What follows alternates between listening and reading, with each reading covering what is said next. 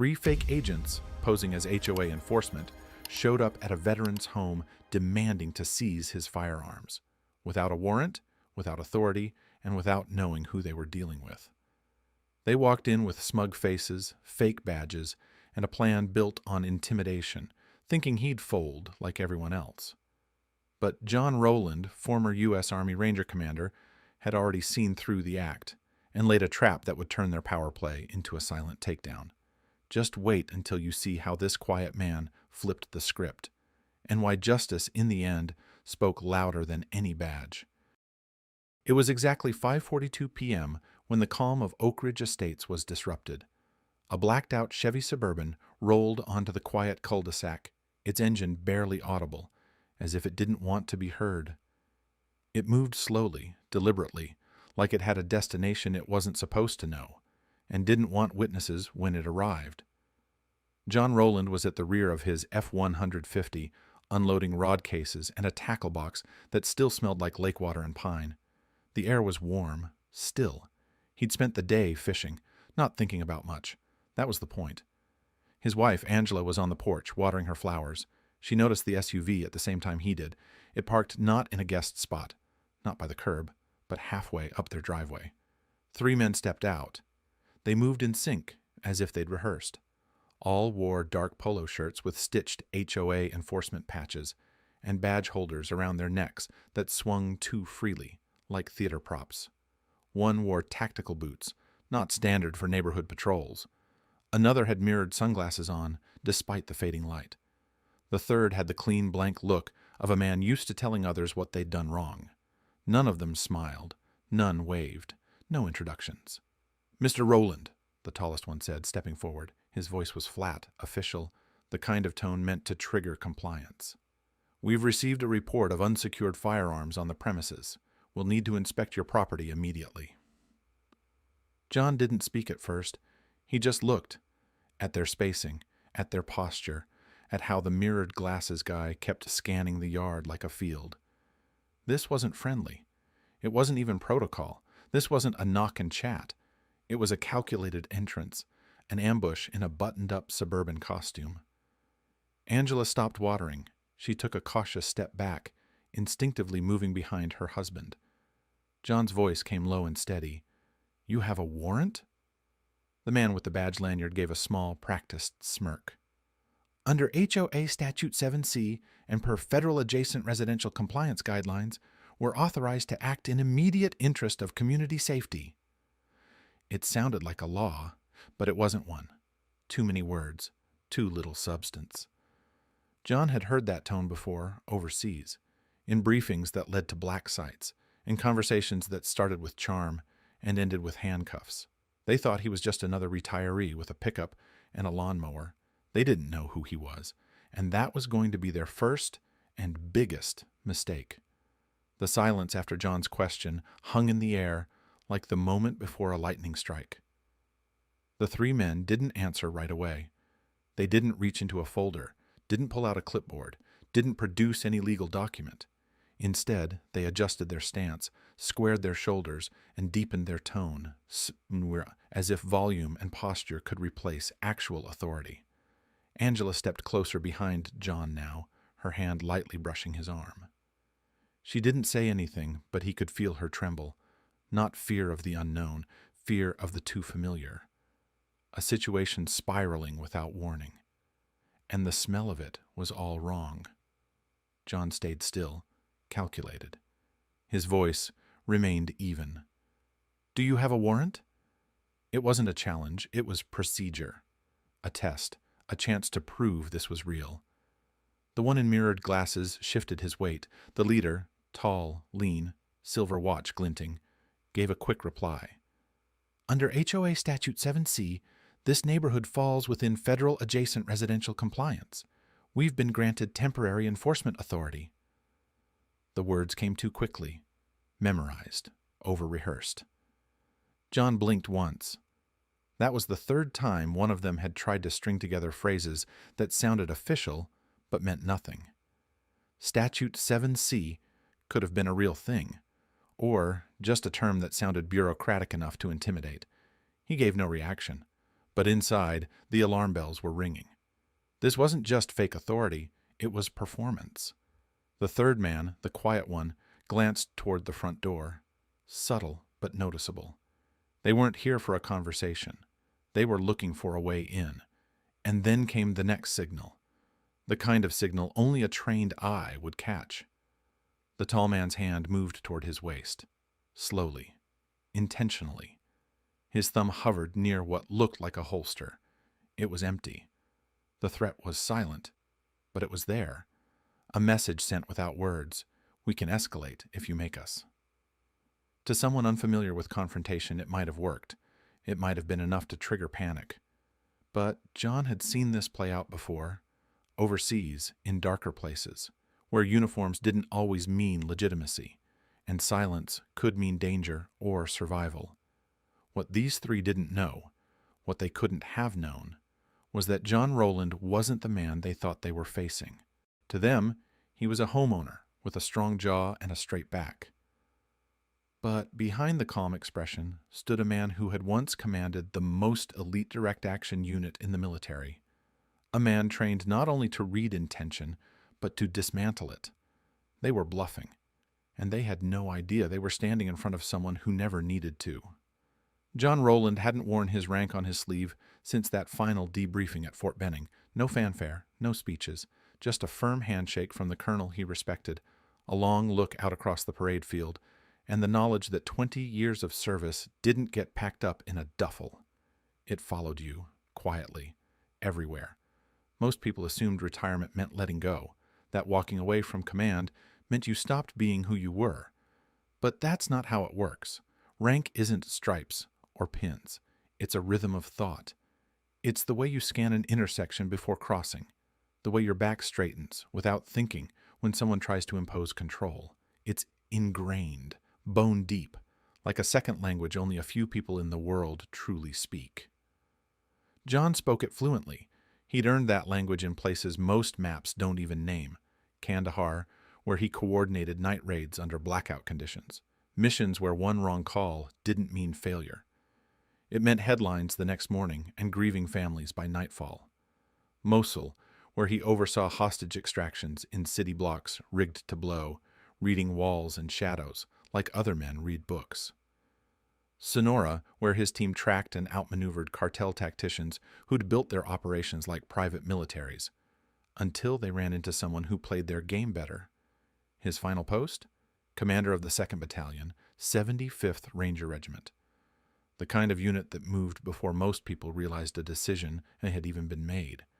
When leadership wanted a door kicked in at 3 a.m. with no questions left behind, it was his men they called.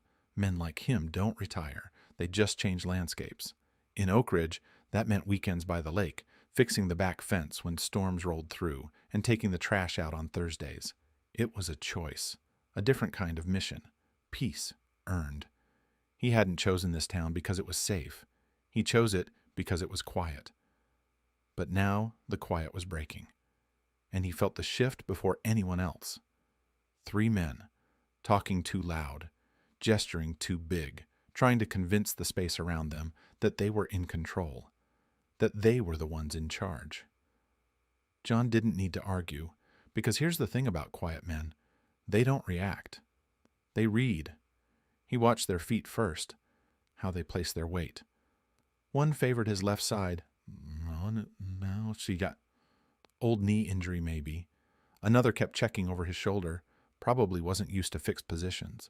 The third, the one who kept adjusting his belt as if a real sidearm hung there, couldn't hide the nervous tapping of his fingers. They weren't law enforcement.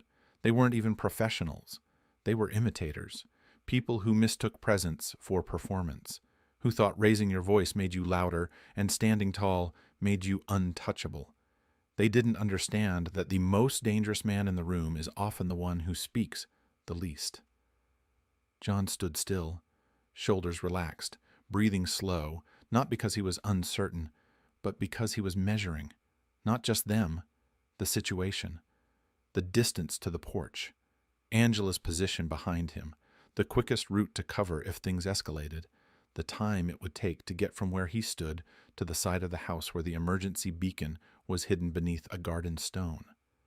They saw a man in a fishing shirt and boots, a husband coming home from a weekend by the lake. What they didn't see was the operator, the man who trained special operations units in counter-deception warfare, how to identify false signals, staged threats, and manufactured authority, how to recognize the moment when a bluff becomes a risk and when a risk becomes a mistake. He'd taught others to spot what these men had failed to hide: the false uniforms, the empty holsters, the invented Statute 7C that didn't exist in any real legal code, and most importantly, the fear. Buried beneath their posturing, there it was, subtle, contained, but present. Fear of being challenged, fear of being exposed, fear of someone not folding when they raised their voice. They thought they were in control of this moment. They were wrong, because their entire approach relied on one thing: that their target wouldn't question it. That intimidation would work. That fear would keep the door open just long enough. But quiet men don't open doors for threats. They wait. They prepare. And when the moment comes, they don't raise their voices. They end the conversation.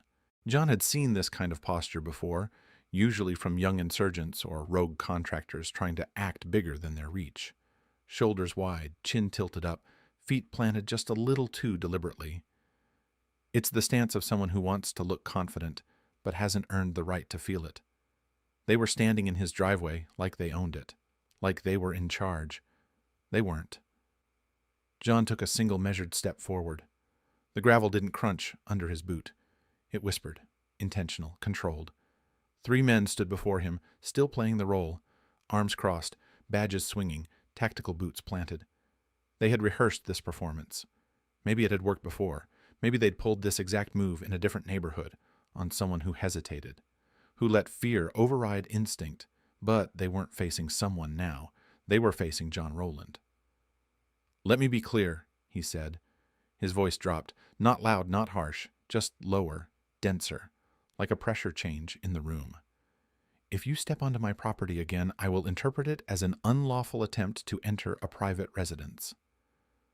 The words weren't dramatized. They weren't said for effect. They were delivered the same way John might have read out mission parameters to his unit: neutral, final. He continued, his eyes never leaving the leaders. "Under Georgia Code, Section 161162, that constitutes criminal trespass with malicious intent. That's a state-level offense. Not a misunderstanding, not a citation. That's arrest, court, prosecution, real law, not whatever Statute 7C you think you made up in the car on the way over here." Silence. A long, thick silence. Angela was still behind him, completely still. Even the birds seemed to pause. The leader blinked. Something behind his eyes cracked. Just for a moment. A seam opening. He masked it with a scoff. "You are bluffing?" he muttered. It was instinct. When fear comes in, denial follows. But his voice wasn't as firm now. There was a tremor in it, microscopic but present. John's expression didn't shift. No smile, no tilt of the head. Just that stillness, that presence. Then he did smile. But it was the kind of smile that should have terrified them more than any raised voice or angry threat. A precise, cold curve of the mouth. Not aggression, assessment, the kind of expression used by someone who's already calculated every outcome, adopted so, and chosen one. "I'm not bluffing," John said, voice soft. "You've got 60 seconds to get back in that SUV." He raised a hand slowly, just a single index finger pointing directly toward their vehicle. "Or I start a federal trace on those badges you're wearing." And then, very calmly, "I still have access." That landed. It didn't hit like a hammer. It settled like a shadow. Heavy. Real. The men didn't move, but something changed. A ripple in the posture of the group. A microscopic pivot in weight. The beginning of retreat disguised as resistance. John's tone didn't shift, but the space around him did. "You think this is just about a homeowners association complaint?" he continued. "What you've done is impersonate a legal authority while attempting to enter a private residence under false pretense. That's 18 U.S. Code Section 912. You're wearing fake federal-style identification. That's Section 701.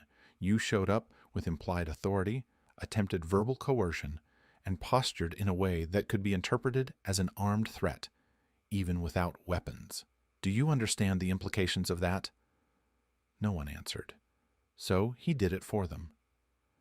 It's a federal offense, he said, plural. Still silence, but at a new kind, not posturing, processing. John stepped forward again, just a half pace.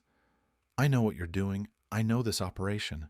I've run ops like this, broken them down, studied their flow. Your approach was timed, rehearsed, but clumsy. You parked half on the driveway, not fully committing.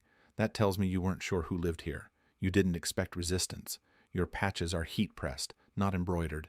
Badges have no backtrace. Your SUV has no front plate. You don't walk like law enforcement. You walk like men who've been trained just enough to mimic it. Finally, the man with glasses, the shorter one, the nervous one, shifted. Subtle, but real. A step back, half a whisper under his breath to the leader. That was it. The wind had changed. Predators, realizing the animal they cornered had teeth and knew how to use them. John saw it in real time, microseconds stacking into instinct. The tall one's shoulders slumped just enough. The mirrored sunglasses guy finally dropped the act and turned his eyes toward the SUV. The driver looked to be considering his odds.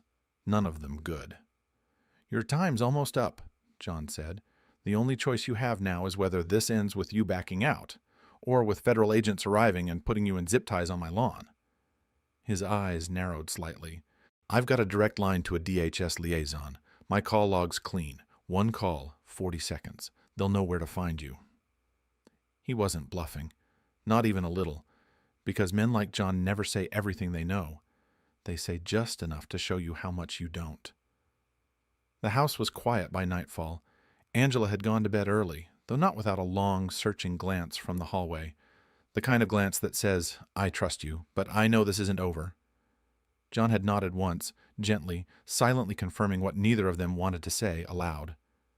Now the only light in the house came from a single lamp in the study and the flickering reflection from two monitors. One on the desk, the other mounted to the wall. John sat down at his terminal.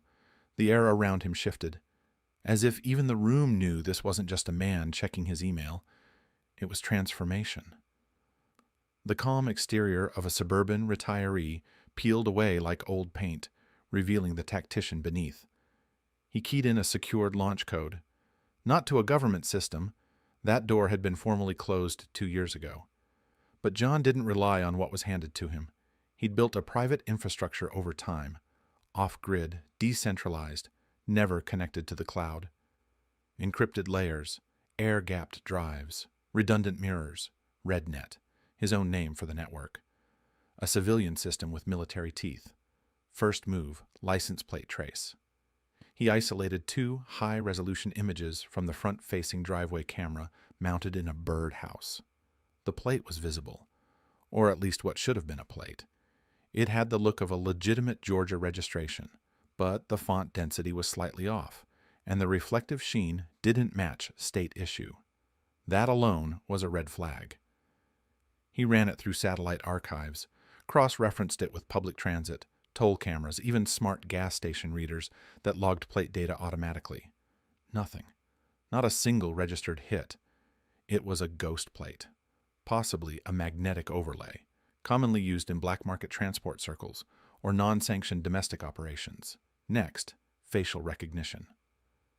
John opened his offline biometric database, snapshots and archived overlays from public sources, media footage, and data sets collected from years of compiling open-source intel. He zoomed in on the man in mirrored sunglasses first. The software took 5 seconds. 4 alignment nodes pinged. Then 5. Match found. Name, Travis Dean Harville. Affiliation, no current agency. Known former contractor, now inactive. Incident link, subject appeared in Tampa in 2020. Involved in a failed PMC sting where unlicensed operatives posed as federal crisis responders. Incident resulted in 5 arrests. Stoas. Harville, not among them, evaded detainment. John exhaled, slow and silent. Then he turned to the second face, the one with the mock holster and steel jaw. Hit confirmed, name, Elliot Grange, red flag marker. Impersonated a federal inspector during a Department of Energy audit in Nevada, 2019. Escaped before arrest, under quiet observation by federal task force. Now the picture sharpened. This wasn't about HOA enforcement, not even about firearms. It was targeted intimidation, structured, coordinated, built to seem official, and designed to disappear if challenged. And that raised a question John couldn't ignore. Why him? He hadn't filed any whistleblower reports, no recent contractor work. His last briefing was over a year ago, and even that was off record. A 3-day consulting session on electronic signature masking for an interagency task force. Still, someone had flagged him. He leaned back, eyes scanning the screen as if searching for the part that didn't belong, the crack in the glass. Then he made a choice. From a locked drawer, he retrieved a satellite phone, black casing, reinforced. It hadn't been used in 11 months, but it was still charged. He booted it silently and tapped a pre-programmed code. There was no ringtone, no ID, just a quiet pulse. Then a voice, familiar, measured. "Roland." "Yeah," he replied. "We have movement." He gave the details, names, pattern, methods. Nothing embellished, nothing skipped. Just the facts. When he finished, there was a pause on the other end. Then the voice, calm, low, female, spoke 7 words. "Do not engage. We're watching them too." That was all. No follow-up, no emotion. The line clicked off. John sat still for several seconds. Not in shock, in calculation. That message told him everything he needed to know. This wasn't random. These men weren't freelancers. They were part of something bigger. Something federal eyes were already tracking, but not yet ready to move on. Which meant one thing. He was not the only one they had approached, but he might be the only one who'd pushed back. It happened at 2:13 a.m., 2 days after the standoff. 2 days of calm surface tension, quiet walks, coffee on the porch, and the kind of silence that only fools mistake for safety. But John Roland wasn't guessing. He was waiting. The men returned under cover of darkness. No SUV this time. They came on foot, emerging from the wooded slope behind the east fence line. Flashlights off, gloves on, no badges, no attempts at official behavior. This wasn't a visit. This was an intrusion. But they were 2 days too late. John had spent those 48 hours turning his home into a perimeter-controlled operations zone. Not with walls or weapons, with technology, planning, and intent. Thermal cameras had been installed along the tree line, silent, passive, invisible. Audio mics embedded under the deck and behind the shutters recorded every footstep, every breath. Motion-activated strobes had been hidden in birdhouses and pathway lanterns. And in the shed, the least suspecting building on the property, sat a small quadcopter drone, pre-programmed, gimbaled, ready to launch. He was already watching them before they reached the fence. They moved slowly, quietly. One of them paused to cut through a zip-tied garden gate. Another crouched low, scanning the property line. They thought they had the element of surprise. They didn't realize the ground they stepped on had already betrayed them. As soon as the first boot crossed the threshold, everything shifted. In an instant, the backyard exploded with light. From 6 points around the property, high-intensity strobes flared like lightning in a vacuum. The entire yard turned to white. Shadows shattered, eyes burned. The men dropped low, startled, squinting into the sudden flood of brightness. Then came the sound. From 3 external speakers, mounted behind hedges and under the awning, John's voice came through, calm, projected, controlled. 3 unauthorized intruders detected. Trespass violation logged. Homeland notified. Response ETA 4 minutes. He hadn't shouted. He didn't need to. In that moment, he became every system they were trying to avoid. The man nearest the shed panicked first. He bolted right, Bad decision. The motion lights followed him, strobes pulsing in sequence. Disoriented, he tripped over a garden hose and landed hard, palms scraping against gravel. The second man reached into his coat and pulled something? Small, metallic, square-bodied. A stun device, maybe. Or at least meant to look like one. He didn't get the chance to test it, because just then the soft, near-silent hum of propellers cut through the air. From the rooftop of the shed, the drone rose like a specter. No lights, just dark wings against a whitewashed sky. It hovered 30 feet overhead, then locked its lens down. Heat signatures acquired, target overlays mapped, and still, no shots, no threats, just exposure. They were no longer in control of the moment. They were being watched, recorded, boxed in, and then John stepped out from the shadows. Not fast, not loud, not even aiming, just walking, steady, deliberate, in full view, shotgun resting calmly over his shoulder. No words, just presence. He didn't need to rack it. He didn't need to point it. The men saw enough. Because what stood before them wasn't a homeowner. It wasn't even a veteran. It was a man who had turned his backyard into a battlefield and had already won before they arrived. The third man, the one who hadn't moved, raised his hands slightly. The other two slowly mirrored him, not in surrender, but in instinct, not out of respect, out of fear. There was no shouting, no sirens yet, but everything about the moment told them, this is over, you're not in control, you never were. By the time the federal convoy turned into Oak Ridge Estates, the sky was still bruised with the blue-gray tones of pre-dawn. Streetlights buzzed faintly. The sprinklers in 2 front lawns hissed rhythmically. The only sounds beyond that came from the quiet hum of engine blocks and the gravel crunch under run-flat tires. Inside the Roland property line, there was no motion, just precision. 2 of the intruders sat zip-tied near the garden wall, heads low, breathing sharp and erratic. Their hands were behind their backs, locked at the wrist with double-loop tactical restraints. Not improvised, not makeshift, professionally applied. They weren't injured, but they looked like men who had just been pulled out of a world they thought they understood and thrown into one they didn't. John had done it without ever raising his voice. He hadn't needed to. The third intruder, the one who'd panicked and tried to flee, had made it to the SUV they had stashed at the edge of the block, away from security cameras.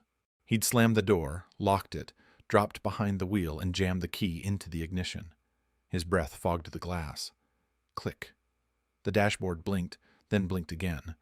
Then nothing. He tried again.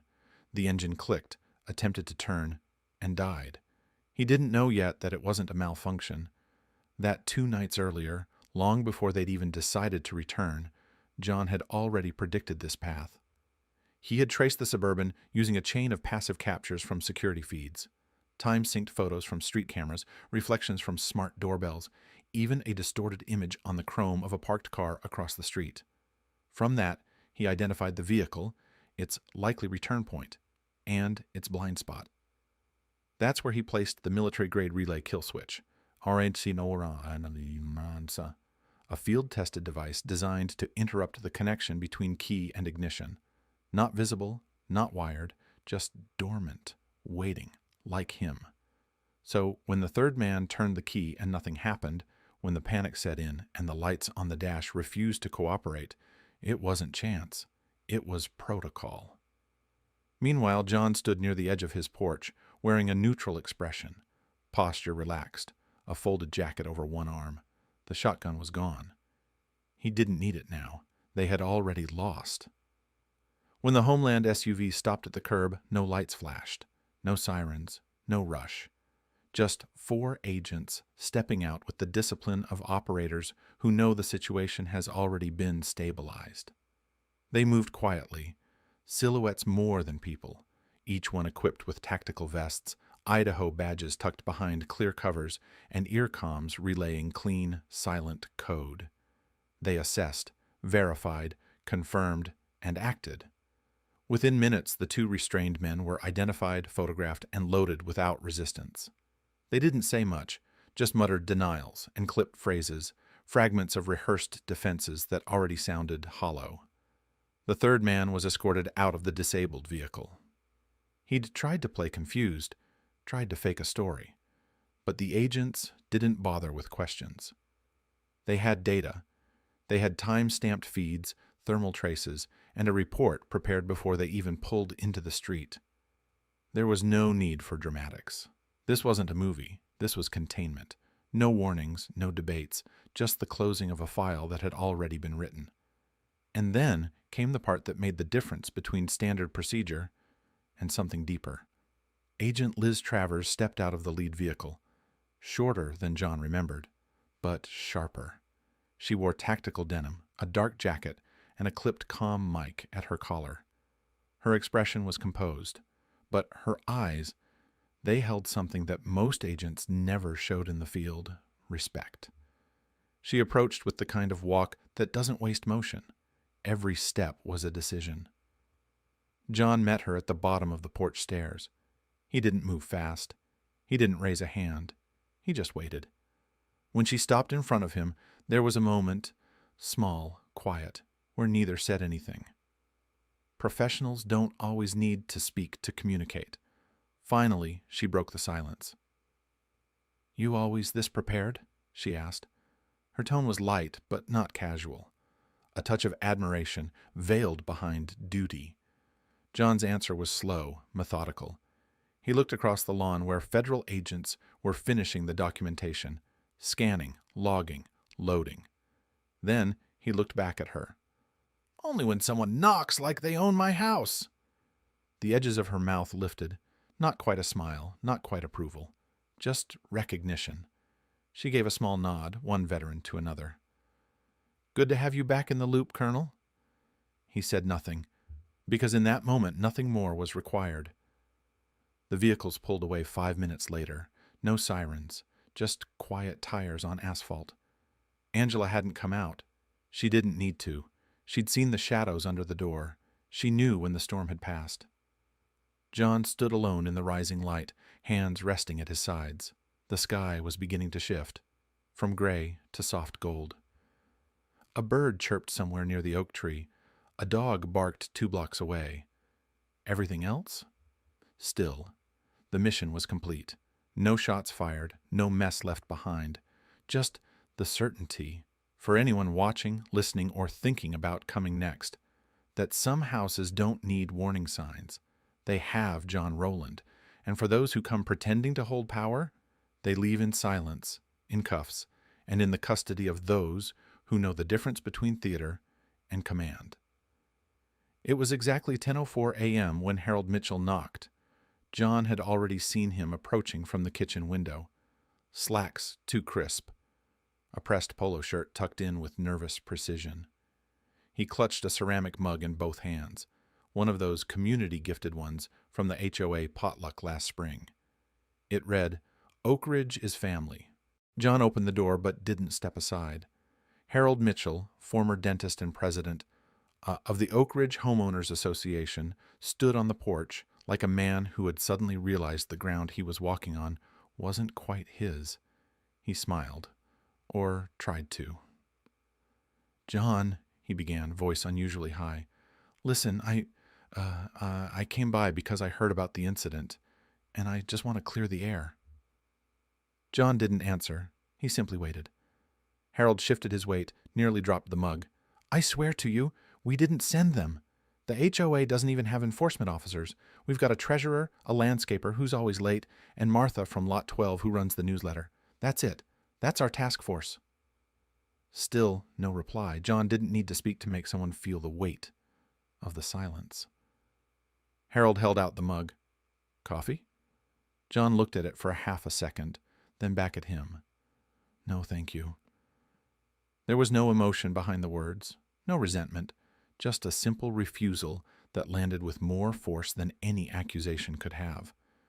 Harold nodded quickly, retracting the cup like it had grown hot. "Right. Of course. I thought I should stop by, say something, after After everything? John tilted his head slightly. Not a nod, not approval, just acknowledgement, and a clear indication that the conversation was over. Harold swallowed hard and took the cue. "I'll let you get back to it then," he said, backing down the steps. "Thanks for your time, Colonel." He hadn't been told the rank, but everyone knew now. The next day, an email arrived in the neighborhood's shared mailing list. The subject line was short: Incident Response and Community Update. The letter was longer than it needed to be, full of phrases like unfortunate misunderstanding and investigation ongoing. There was an apology buried in paragraph 4, careful to avoid legal implication, and a line that suggested enhanced neighborhood watch procedures would be discussed at the next HOA meeting. No one mentioned the word trespassing. No one used the word detainment. No one acknowledged that 3 men had been removed in federal custody, because doing so would have made it too real. Instead, the local news picked up the story with a safer angle. Neighborhood Watch Mix-Up Sparks Late-Night Confusion in Oak Ridge. The article featured a blurred photo of the SUV, a brief quote from Harold Mitchell, a speculative paragraph about tensions rising in high-security communities. They reached out to John for comment. He didn't respond. He didn't need to. In the following days, the neighborhood settled back into its rhythm, but with an undertone that hadn't existed before. People waved to John with a little more respect, a little more distance. Children paused at the edge of his lawn before chasing runaway balls. The neighbor from across the street, usually chatty about recycling schedules, offered only a nod now, quieter, measured. And every now and then, as John sat on the porch in the mornings, coffee in hand, gaze steady, calm, he could feel it. The neighborhood wasn't looking at him the same way. They didn't fear him, but they had learned to recognize him, not as the quiet man on the corner, but as the reason Oak Ridge Estates was, perhaps, a little safer than it looked. Weeks passed, slowly at first, then all at once. Time has a way of accelerating after a disruption, after the adrenaline fades, after the last sensor has gone still, after the final agency vehicle rolls away into the distance without so much as a tire squeal. For most of Oak Ridge Estates, life snapped back like an elastic band. Joggers returned to their morning loops. Garden committees resumed their email chains, and children began chasing bicycles around the cul-de-sac again, their laughter fluttering into the air like it had never stopped. But beneath the surface, something fundamental had shifted. Not fear, not discomfort, recognition. It was subtle. No one talked about it directly, but the change was there, coded into new habits. Or people now crossed the street before passing John Rowland's house, not out of avoidance, but out of reverence. Neon, children, once too young to understand what had happened, now spoke of the man who made the bad guys go away, in the same tone they reserved for firefighters or pilots. But see, even Harold Mitchell, the HOA president, now referred to John only as Sir, even in emails. And John, he never once brought it up. He never spoke of what happened that night, or the days leading up to it, or what followed. He didn't mention the thermal cameras, the drone, the trace files, the federal response. He never referred to the fake agents or their stunned faces as they were let off in zip ties. He didn't need to. The people who needed to know already knew. And the people who didn't, they were safer for not knowing. Angela noticed the change before anyone else, not in the neighborhood, but in John himself. Not in what he did. His routines remained, still up by 0600, still coffee on the porch, rain or shine, still tending to his tools, his yard, his gear, still watching the tree line, not because he expected danger, but because he remembered the one time it came. But the way he moved had shifted. There was less tension in his shoulders now, less surveillance in his eyes. He wasn't on alert anymore. He was just present, fully and deliberately present. She would often pause in the doorway, watching him clean the same scope for the 4th time that month, the same rifle that had remained untouched by anything but light and cloth. Not because he needed to use it, but because it deserved maintenance, because it had been ready, and that was enough. And then, one afternoon, late, with sun pouring gold across the porch, she brought him a cup of coffee, set it on the wooden rail beside him, and asked him the question she had carried silently since the night everything changed, not out of doubt, not out of judgment, out of need. "Why didn't you just shoot them?" It came out softly, like wind stirring leaves. He didn't flinch, didn't look up right away. He set the rifle down beside him, turned the cloth slowly in his hands, folded it once. Then he met her eyes and said, in a tone that held neither anger nor pride, "Because justice isn't about blood, it's about message." She held his gaze for a long time, and then she smiled, not because the answer surprised her, but because deep down she had always known he would say that. Because in all the years of knowing him, loving him, living beside a man who carried silence like armor, she understood that his strength had never been in what he could destroy. It was in what he chose not to. And the message, oh, it had been heard by the three men now sitting somewhere in a federal database with red flags next to their names, by the agents who quietly updated John's status from civilian to consultant if needed, by the neighborhood which would never again assume that silence meant softness. The message echoed in how the paperboy skipped his driveway with sharper precision, in how the HOA newsletter was now mysteriously absent of policy commentary on home security, in how every parent in the area seemed a little more comfortable letting their kids play out front, because they knew whose house was watching. The porch became John's unofficial post, not guarded, just held, a place from which he could see the world without being part of its noise, where he could be the man he had earned the right to be, not because he wore a badge or uniform or carried rank, but because he carried something more powerful, respect, not demanded, not enforced, given. And for all the noise in the world, for all the chaos, the confusion, the false uniforms and real threats, sometimes the most powerful thing a man can do is stay still, unmoved, ready. So when Angela came out one evening and found him, as always, sitting in his chair, coffee warm, gaze distant but steady, she didn't ask what he was thinking. She already knew. And when the wind picked up and the leaves rustled, it wasn't tension anymore. It was music. It was closure. It was peace. And that peace wasn't given to him. He made it. With wire, with patience, with message. Not with violence, but with clarity. The world didn't need to fear him, but it had learned to respect him. And sometimes in a loud and dangerous world, one quiet man sitting in one quiet chair, saying nothing at all, can be the clearest message of all. Loud, clear, and final.